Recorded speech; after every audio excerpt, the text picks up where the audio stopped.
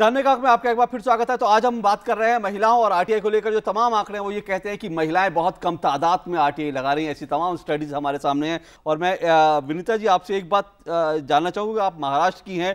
यशदा जो है, Yashwantrao Chavan academy for development administrative, Yashada हर 3 महीने का एक कोर्स कराता है आरटीआई का, और उसमें बहुत से लोग आरटीआई के बारे में इन्फॉर्म हो रहे हैं, एजुकेट हो रहे हैं। लेकिन यशदा की आंकड़े भी ये साफ बताते हैं कि वहां पर भी जो लोग आरटीआई का कोर्स करते हैं उनमें पुरुषों की तादाद बहुत है, महिलाओं की तादाद सिर्फ 2 से 3% है। तो कैसे, क्यों एजुकेट और एम्पावर होने के लिए भी महिलाएं तैयार नहीं दिखती? पहले जो पत्रकार है, महिला पत्रकार बहुत ज्यादा परसेंटेज से काम कर रहे हैं न्यूज रूम में, लेकिन महिला पत्रकार ज्यादा यूज नहीं करते आरटीआई। जब तक जानने का हक, आपका जो फैंटास्टिक प्रोग्राम है वो सब चैनल्स में न आए, जब तक महिला पत्रकार हमेशा यूज करके न्यूज़पेपर्स में आरटीआई आर्टिकल्स न डालें, और जब तक मीडिया उसको हमेशा प्रोमिनेंस दे, तब तक ना ये एजुकेशन नहीं होगा। और फिर सिलेबस में, स्कूल सिलेबस में हमने ना 10 बरस पहले भी कैंपेन किया था कि स्कूल सिलेबस में, कॉलेज सिलेबस में ये आरटीआई तो जरूर चाहिए। और मैं एक बात बताती हूँ कि ये जो पुणे में कॉलेजेस हैं वो सब डरते हैं, वो आरटीआई वर्कशॉप लेने के लिए भी डरते हैं। वो बोलते हैं आपने आरटीआई वर्कशॉप लिया तो फिर स्टूडेंट्स हमको आरटीआई एप्लीकेशन देंगे। तो इसलिए जो एस्टैब्लिशमेंट्स है वो डर के बैठे हैं। मीडिया हाउसेस बहुत अच्छा काम कर रहे हैं, लेकिन उनको ज्यादा करना चाहिए। जैसे एक 16 बरस का लड़का गुजरात के एक गांव में जो अभी सरपंच है, उसने गुजरात समाचार पढ़ के वो आरटीआई एक्टिविस्ट बन चुका और अभी youngest sarpanch of the country elect हो गया है। बिल्कुल, आपने बहुत सही उदाहरण दिया। जब 16 साल का एक लड़का जो है सरपंच बन सकता है आरटीआई लगा के, तो फिर जाहिर तौर पर और भी लोग बहुत कुछ कर रहे हैं। मैं टीना जी आपका उससे पहले मैं प्रोफेसर पांडे आपसे पूछना चाहूँगा, क्योंकि विनीता जी ने एक बड़ी बात कही। उन्होंने कहा कि एजुकेशन में, स्कूल लेवल पे, कॉलेज लेवल पर लोगों को एजुकेट करना पड़ेगा, बताना पड़ेगा। आप यूनिवर्सिटी में हैं, एचओडी हैं, क्या आप लोग इस तरह के प्रयास करते हैं आरटीआई को लेकर, लोगों को ज़्यादा बताना, महिलाओं को, लड़कियों को ज़्यादा बताना, इस तरह की वर्कशॉप करना? मैं टीना जी के विचार से पूर्णतः सहमत हूँ।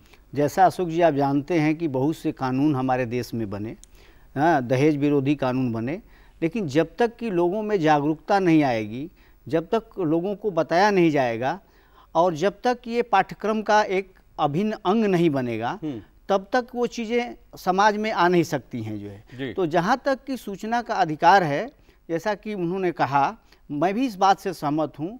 कार्यशालाओं के माध्यम से, छोटे छोटे अभियान के माध्यम से, ये पाठ्यक्रमों के माध्यम से ये बच्चों को और बताने की जरूरत है। हाँ, और इससे जो है न केवल हमारा जनतंत्र मजबूत होगा, बल्कि आप देखते हैं कि किस तरह से जो चीज़ें जो है, भ्रष्टाचार जो समाज का एक बहुत बड़ा जो है एक मुद्दा बना हुआ है, हमारे भारतीय समाज को खोखला कर रहा है, वह भी इन चीज़ों से दूर हो सकता है। जाहिर से लोग इस्तेमाल करेंगे, चीज़ें उजागर होंगी। और उसके बाद जी टीना जी आपका कमेंट, आपको क्या लगता है, क्या बदलाव के लिए हमको क्या करना पड़ेगा, सोच बदलनी पड़ेगी? आपने शुरू में कहा डीडी बहुत अच्छा प्रोग्राम चलाता है, जानने का हक, बट मैं आपको बता दूं कि कमर्शियली वायबल नहीं है ये प्रोग्राम, ऐसा आप भी जानते होंगे, क्योंकि कई और चैनल से भी प्रोग्राम हमारी सामाजिक जिम्मेदारी है, आपकी सामाजिक जिम्मेदारी है, आप सीएसआर के अंडर करें you know news channels. But then कई और चैनल से जब मेरी बात होती है तो वो कहते हैं हमने शुरू किया था, 4 महीने 6 महीने चलाया, उसके बाद बंद करना पड़ा क्योंकि इसकी यू नो रेवेन्यू वायबिलिटी कम है। एनीवेज वो एक डिफरेंट चैप्टर है। बट मैं यहाँ पर एक बहुत प्रोमिनेंट बात कहना चाहूंगी कि मैंने जब पहली आरटीआई वर्कशॉप बुलाई तो मेरे को 23 लोगों ने कंफर्म किया। टर्न कितने हुए आप नंबर मतलब आप सोच भी नहीं सकते। मैं नंबर सबके फोन मिलाती रही सुबह से कि कितने लोग आ रहे हैं, कितने लोग आ रहे हैं, सिर्फ 4 लोग आए। उनको ये लगता है कि जैसे ही हम पब्लिक डोमेन में जाएंगे हमें थ्रेट आएगा, हमें थ्रेट आएगा। विसल ब्लोअर एक्ट हमारे पास नहीं है, आप हालात देख लीजिए, अब आ चुका है। मतलब तब तक नहीं आता था, तब नहीं था जबकि मैं बात कर रही हूँ 1.5 साल पहले मैंने शुरू किया, तब विसल ब्लोअर एक्ट नहीं था।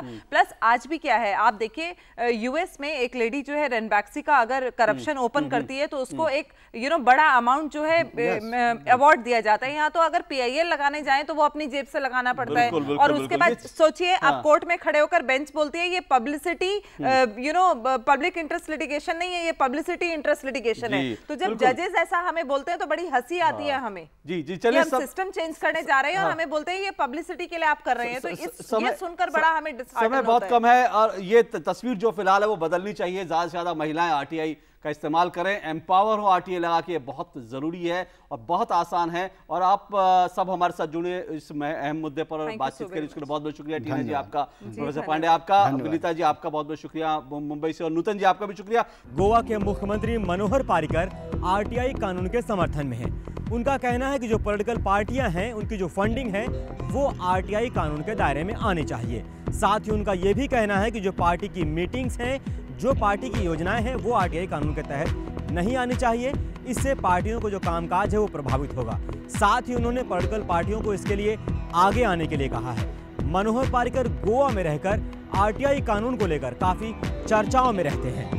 दिल्ली के सामाजिक कार्यकर्ता वेंकटेश नायक ने एक रिसर्च किया। उन्होंने देश के 4 बड़े राज्यों को चुना और उसमें रिसर्च किया कि जो महिला सेक्स वर्कर हैं वो आखिर सूचना का अधिकार कानून का किस तरह प्रयोग करती हैं। उनके रिसर्च से जो बात सामने निकल कर आई वो ये थी कि पानी का मामला हो, चाहे बिजली का मामला हो, चाहे राशन का मामला हो, जो महिला सेक्स वर्कर हैं वो RTI डालती हैं। हालांकि ये ज़रूर है कि वो जिस पेशे से जुड़ी हैं उन्हें समाज में बराबर के उनकी हिस्सेदारी नहीं रहती है, लेकिन सरकार की तरफ से कोई भेदभाव नहीं किया जाता। और वो खास तौर से पुलिस के मामले जो होते हैं, पुलिस प्रताड़ना से जुड़े जो मामले होते हैं, उस पर उस सूचना अधिकार कानून का प्रयोग करती हैं। अमृतसर में, पंजाब के अमृतसर में ऐसा ही एक मामला सूचना के अधिकार कानून से सामने आया है कि वहाँ के जो मेयर हैं बक्सी राम अरोड़ा जी, वो अपने नाम के पत्थर तो लगा दिए हैं, लेकिन सड़क पिछले 9 महीनों में सिर्फ 25% ही पूरा हो पाया है।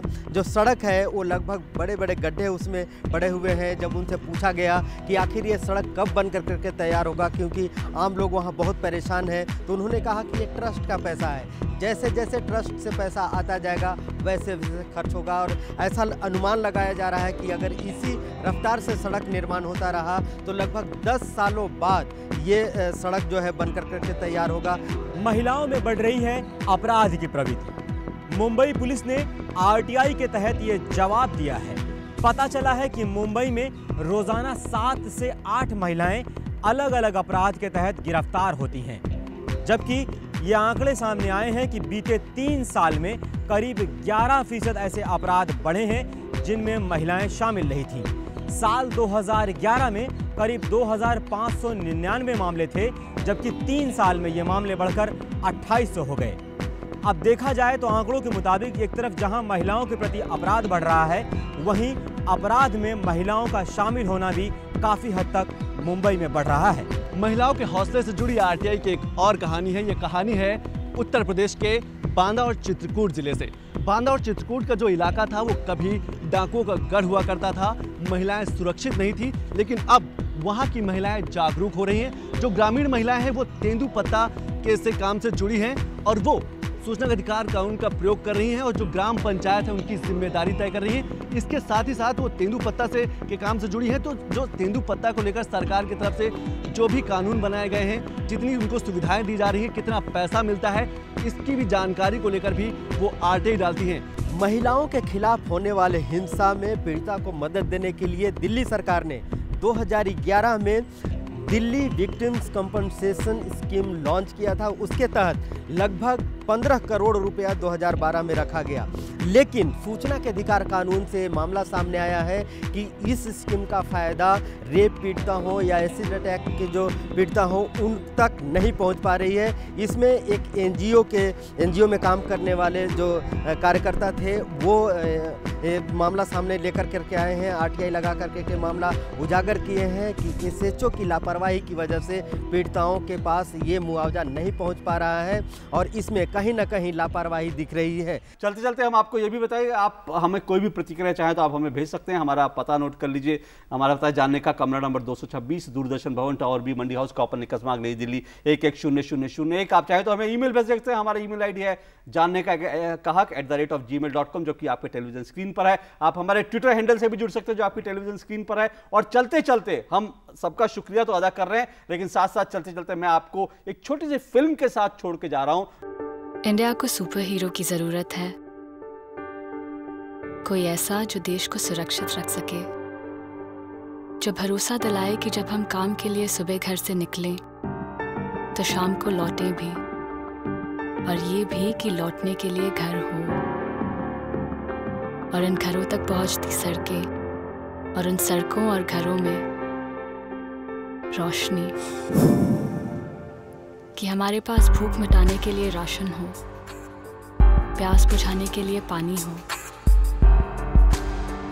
जो ध्यान रखे कि हमारे बच्चों को उनके हक की शिक्षा मिले और बीमारों के इलाज के लिए अस्पताल खुले, जो लड़े ताकि आपका हमारा पैसा भ्रष्टाचारियों की खुराक न बन जाए, और चाहे कि हमारी सरकार हमें जिंदा रहने की जद्दोजहद से परे भी कुछ दे पाए, जो जरूरत पड़ने पर सरकारी कुर्सियां हिला दे।